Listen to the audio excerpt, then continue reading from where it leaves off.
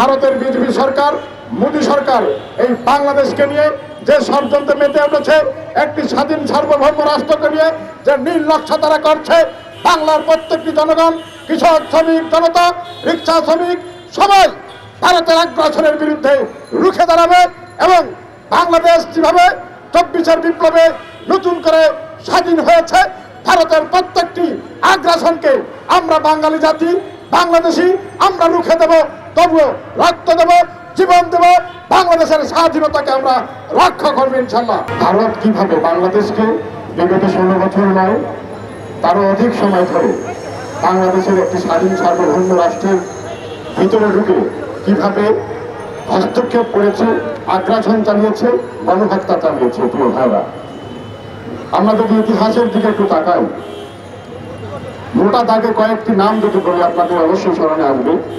সেই বুয়েটের আবরার ফাহাদ ভারতের পানির ন্যায্য হিস্সা নিয়ে একটি ফেসবুকে পোস্ট করেছিল।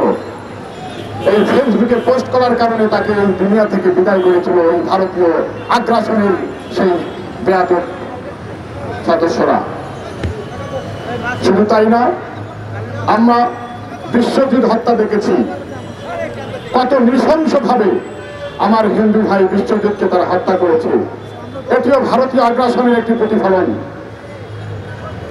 আমরা দেখেছি বিগত এই 2024 সালে আমার বোন, আমার হিন্দু বোন স্বর্ণা দাসকে ভারতীয়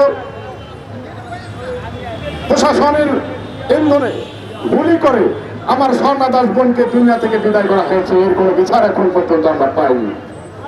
সেই ফেলানিকে হত্যা করে তারা কাঁটাতারে ঝুলিয়ে রেখেছিল, যার বিচার আজ পর্যন্ত আমরা পাইনি। তো বাংলাদেশের বিরুদ্ধে, একটি স্বাধীন সার্বভৌম রাষ্ট্রের বিরুদ্ধে পার্শ্ববর্তী একটি রাষ্ট্র বন্ধুত্বের বয়ান করে এর অন্তরালে একটি দেশকে ধ্বংসের দ্বার প্রান্তে নিয়ে যেতে পারে, তার প্রমাণ বিগত 16 বছর। গত 5 আগস্ট গণহত্যাকারী স্বৈরাচারকে আমরা বিদায় করতে পেরেছি, কিন্তু ভারতের বিজেপি সরকার, মোদী সরকার এই বাংলাদেশকে নিয়ে যে ষড়যন্ত্রে মেতে উঠেছে, একটি স্বাধীন সার্বভৌম রাষ্ট্রকে নিয়ে যে নির্লক্ষ্য তারা করছে, বাংলার প্রত্যেকটি জনগণ, কৃষক, শ্রমিক, জনতা, রিক্সা শ্রমিক সবাই ভারতের আগ্রাসনের বিরুদ্ধে রুখে দাঁড়াবে এবং বাংলাদেশ যেভাবে 24-এর বিপ্লবে নতুন করে স্বাধীন হয়েছে, ভারতের প্রত্যেকটি আগ্রাসনকে আমরা বাঙালি জাতি, বাংলাদেশি আমরা রুখে দেব, তবুও রক্ত দেব, জীবন দেব, বাংলাদেশের স্বাধীনতাকে আমরা রক্ষা করবো ইনশাল্লাহ।